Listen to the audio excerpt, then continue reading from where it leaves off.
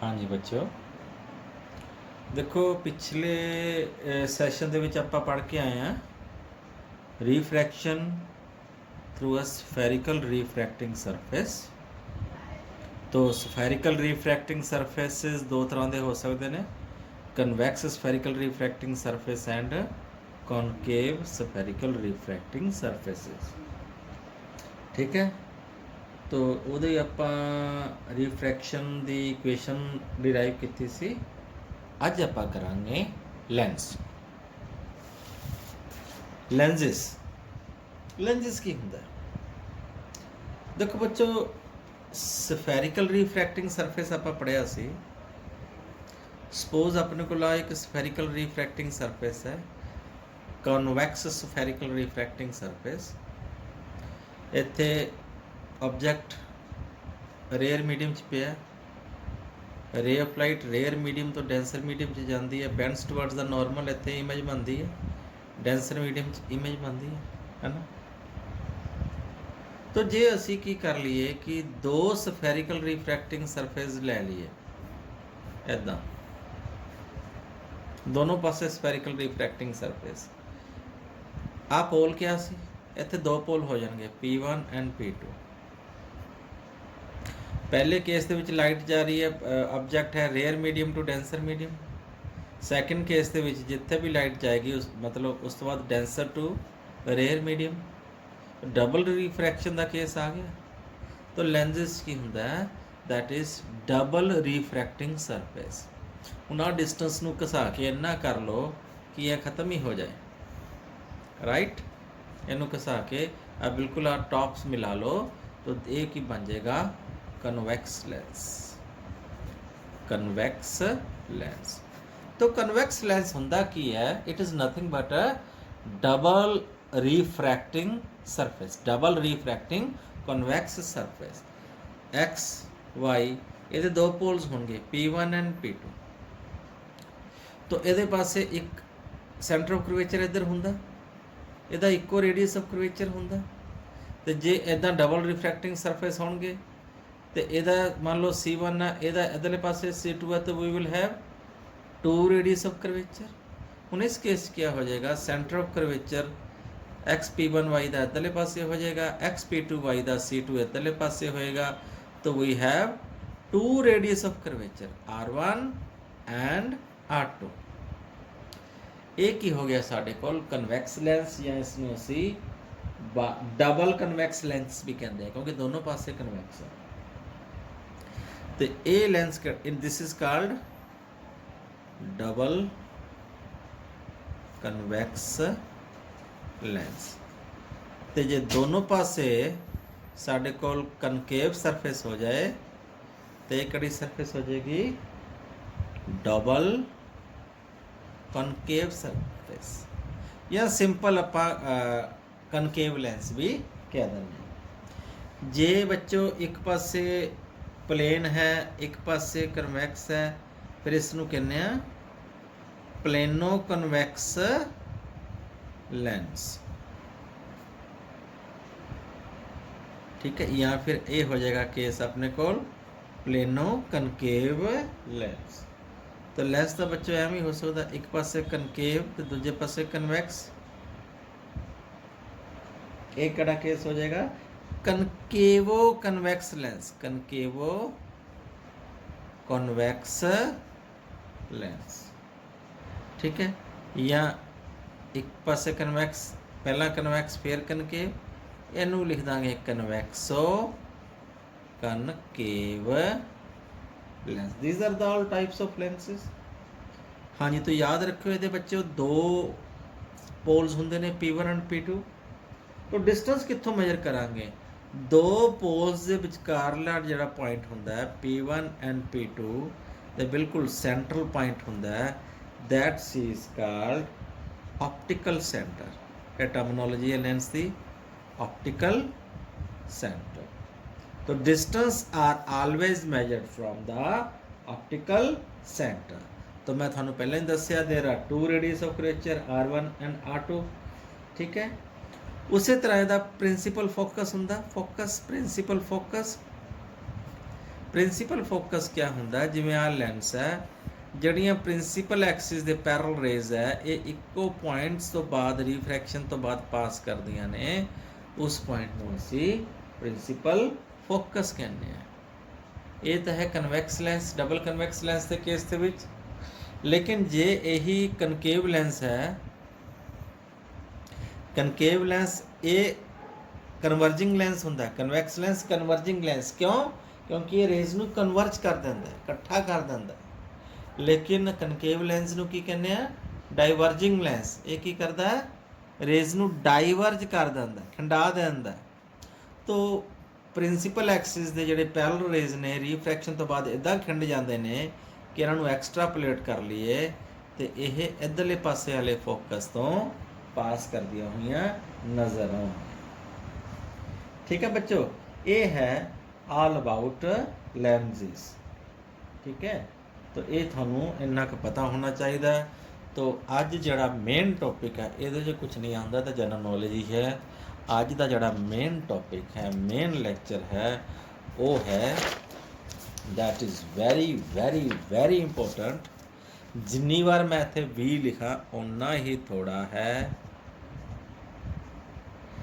ਇਹ ਸੋਚ ਲਿਓ ਕਿ ਇਹ ਬੋਰਡ ਦੇ ਐਗਜ਼ਾਮ ਦੇ ਵਿੱਚ ਮੈਨੂੰ ਲਿਖ ਕੇ ਦੇਣ ਨੂੰ ਤਿਆਰ ਹਾਂ, ਬੋਰਡ ਐਗਜ਼ਾਮ ਦੇ ਵਿੱਚ ਆਉਣਾ ਹੀ ਆਉਣਾ। ਠੀਕ ਹੈ ਨਾ? ਵੈਸੇ ਤਾਂ ਕੋਈ ਪ੍ਰੈਡਿਕਸ਼ਨ ਨਹੀਂ ਕਰ ਸਕਦਾ, ਲੇਕਿਨ ਇਸ ਕੁਐਸਚਨ ਦੇ ਵਿੱਚ ਮੈਂ 100% ਸ਼ੋਰ ਹਾਂ।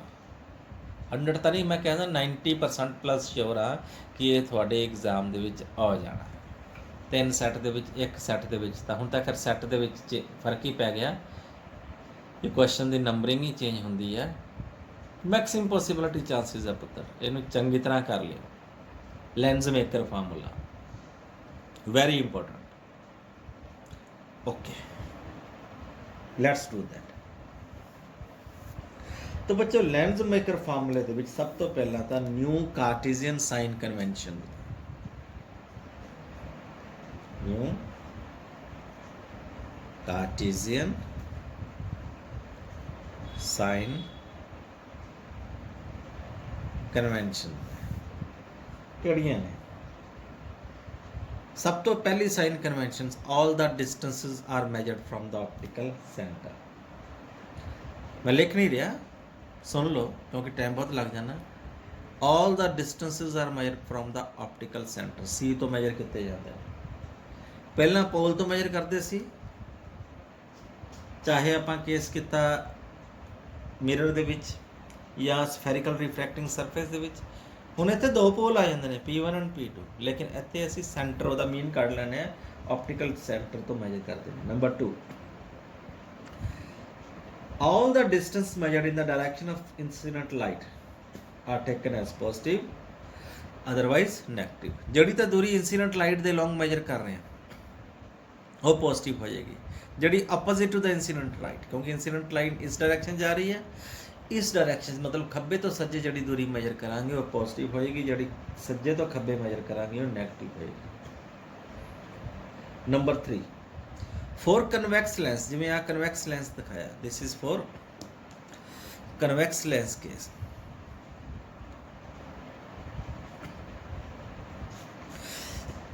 ਇਸੇ ਤਰ੍ਹਾਂ ਕਨਕੇਵ ਲੈਂਸ ਕੇਸ ਹੈ, ਆਪਾਂ ਕਨਵੈਕਸ ਲੈਂਸ ਡਿਸਕਸ ਕਰ ਲੈਂਦੇ ਹਾਂ ਕਿ ਬੋਰਡ ਦੇ ਵਿੱਚ ਇਹੀ ਆਉਂਦਾ ਹੁੰਦਾ, ਕਨਕੇਵ ਬਹੁਤ ਘੱਟ ਚਾਂਸ ਹੈ। ਠੀਕ ਹੈ, ਲੇਕਿਨ ਕਹਿ ਨਹੀਂ ਸਕਦਾ ਇੱਕ ਕਦੀ ਕਨਕੇਵ ਲੈਂਸ ਵੀ ਆਇਆ ਹੋਇਆ, ਬਟ ਜ਼ਿਆਦਾ ਚਾਂਸ ਕਨਵੈਕਸ ਲੈਂਸ ਦਾ ਹੀ ਹੈ। For convex lens focal length ਜਿਹੜੀ ਹੈ ਪੋਜ਼ਿਟਿਵ ਹੈ, F ਹੈ ਪੋਜ਼ਿਟਿਵ। ਕਿਉਂ? ਕਿਉਂਕਿ ਫੋਕਸ ਜਦੋਂ ਇਹਦੇ ਪੈਰਲਲ ਪ੍ਰਿੰਸੀਪਲ ਐਕਸਿਸ ਦੇ ਪੈਰਲਲ ਰੇਜ਼ ਹੋਣਗੀਆਂ, ਫੋਕਸ ਇੱਧਰਲੇ ਪਾਸੇ ਆਏਗਾ, ਤਾਂ ਫੋਕਲ ਲੈਂਥ C ਤੋਂ ਲੈ ਕੇ F ਤੱਕ ਅਲੋਂਗ ਦਾ ਇੰਸੀਡੈਂਟ ਰੇ ਮੈਜਰ ਕਰਾਂਗੇ ਤਾਂ ਉਹ ਪੋਜ਼ਿਟਿਵ ਆ ਜਾਏਗਾ। ਕਨਕੇਵ ਲੈਂਸ ਤੁਹਾਨੂੰ ਮੈਂ ਪਹਿਲੇ ਹੀ ਦੱਸਿਆ ਸੀ, ਕਨਕੇਵ ਲੈਂਸ ਦੇ ਵਿੱਚ ਆ ਹੁਣੇ ਕਰਾ ਕੇ ਆਇਆ, ਆ ਕਨਵੈਕਸ ਲੈਂਸ ਹੈ, ਇੱਥੇ C ਹੈ, ਆ ਫੋਕਲ ਲੈਂਥ C ਤੋਂ F ਅਲੋਂਗ ਦਾ इंसिडेंट रे मेजर कर रहे हैं, इंसिडेंट रे भी इधर ਨੂੰ ਹੈ, डिस्टेंस भी है मेजर कर रहे हैं, तो F इस केस की हो गई पॉजिटिव। इस केस क्या है, ये डाइवर्जिंग लेंस है कनकेव, तो ऑप्टिकल सेंटर सी एफ उल्टा मेजर कर रहा है, इंसिडेंट रे इधरले पासे है, इंसीडेंट रे इधरले पासे है तो सी एफ उल्टा मेजर कर रहे हैं, तो इत्थे फोकल लेंथ आप नैगेटिव लेनी है। ठीक है ना। हाँ जी, ये तो सीगियां न्यू कार्टेशियन साइन कन्वेंशन। इस तो बाद ही तुसी अजम्पशनस भी लिखनियां हो सकदियां। हाँ हुण क्वेश्चन अराइज हुंदा कि यह लिखनियां ही एग्जाम दे विच कि छड्ड भी सकते हैं। दो चीज़ां, न्यू कार्टेशियन साइन कन्वेंशनस एंड अजम्पशनस। देखो बच्चों, तुसी क्वेश्चन नूं पढ़ना, क्वेश्चन की डिमांड करता है। क्वेश्चन दे विच 5 नंबर का क्वेश्चन आ गया तुहाडे कोल, पुछा जाता write derive lens maker formula, also write new Cartesian sign convention and अजम्पशनस।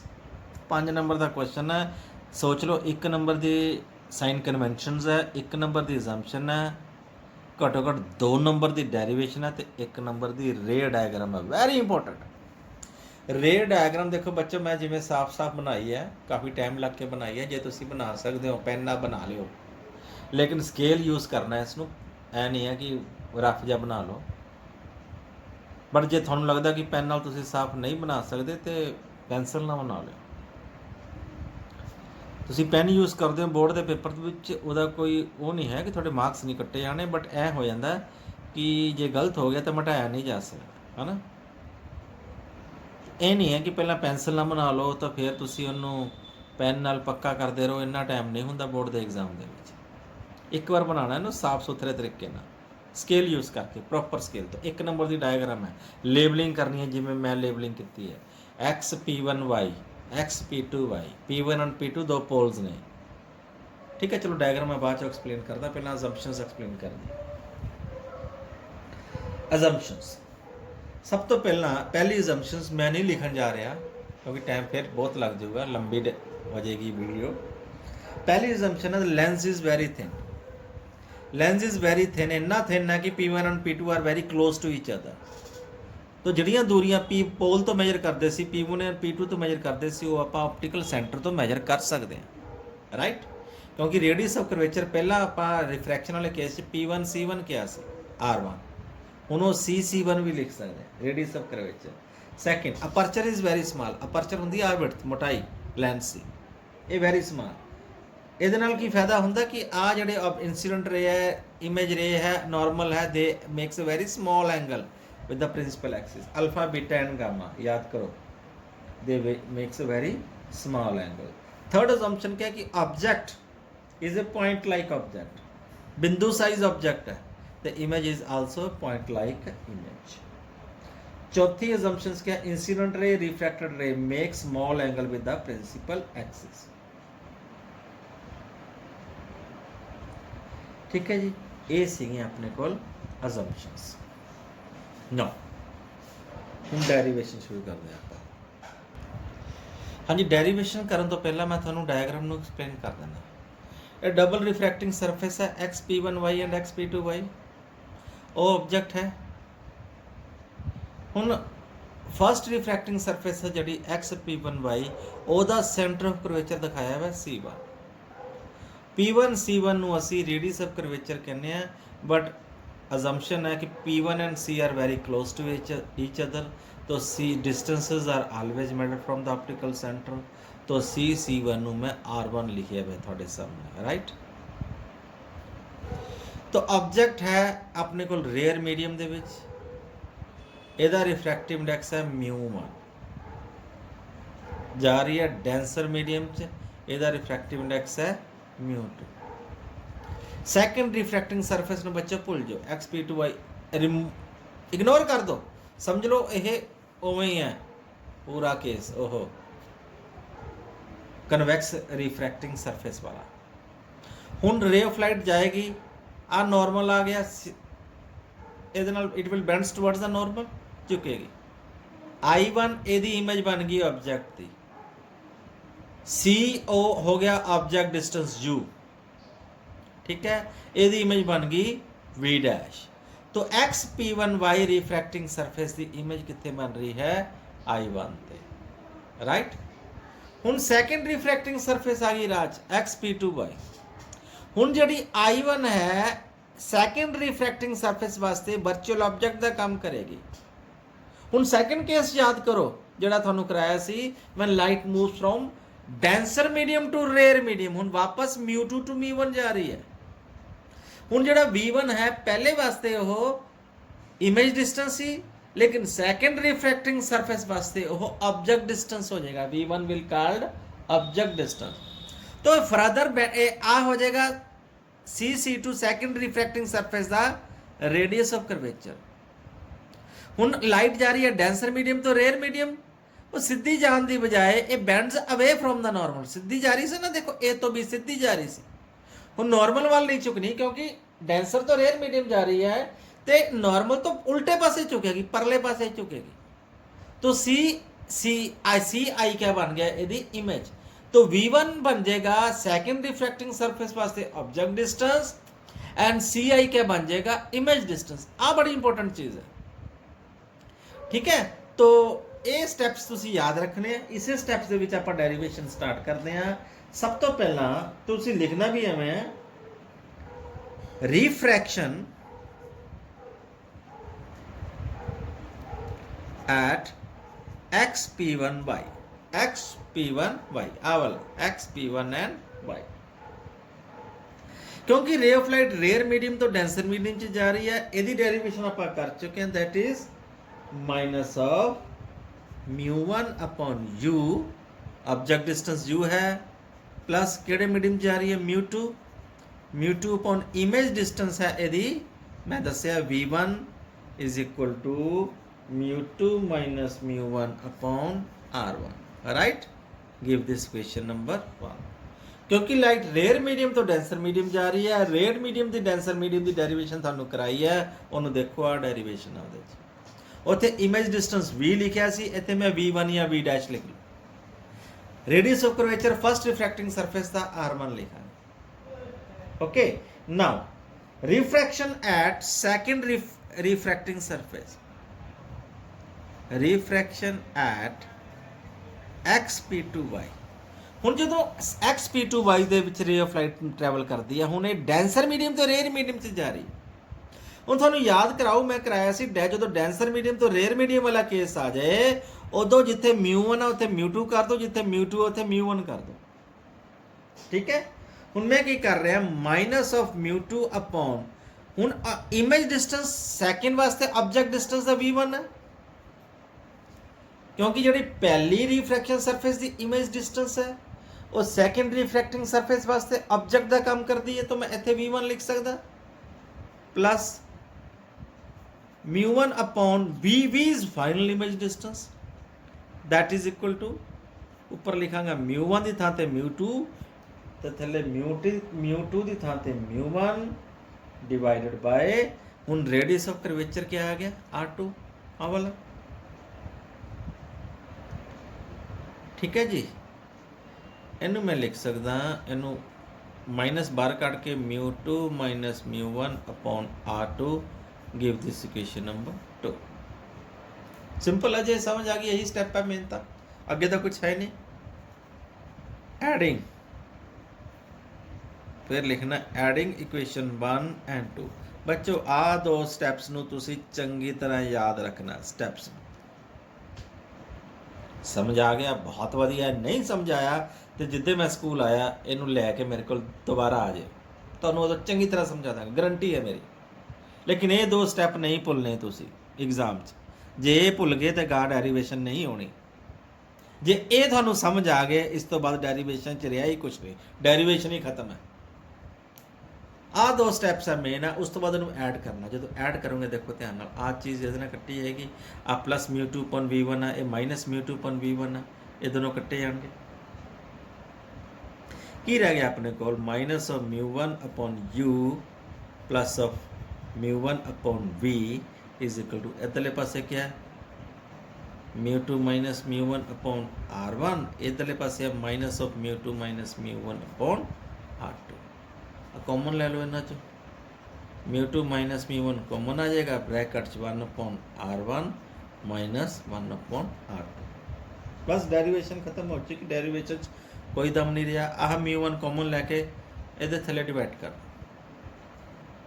हाँ जी कॉमन आ गया, ये आ जाएगा minus 1 upon u plus 1 upon v is equal to μ2 minus μ1 upon μ1 into 1 upon r1 minus 1 upon r2। इनू लिख सकता मैं μ2 upon μ1 minus 1 into 1 upon r1 minus 1 upon r2। ठीक है जी, हाँ जी। तो अपने को रिलेशन क्या आ गया, minus 1 upon u plus 1 upon v is equal to μ2 upon μ1 minus 1 into 1 upon r1 minus 1 upon r2। We know μ2 upon μ1 लिख सकते हैं refractive index of 2 with respect to 1। हाँ जी, तो एक केस याद रखियो, when u is at infinity, कि जदों ऑब्जेक्ट बच्चों कितने होवे इन्फिनिटी ते, तो इमेज डिस्टेंस इमेज कितने बनती है फोकस से।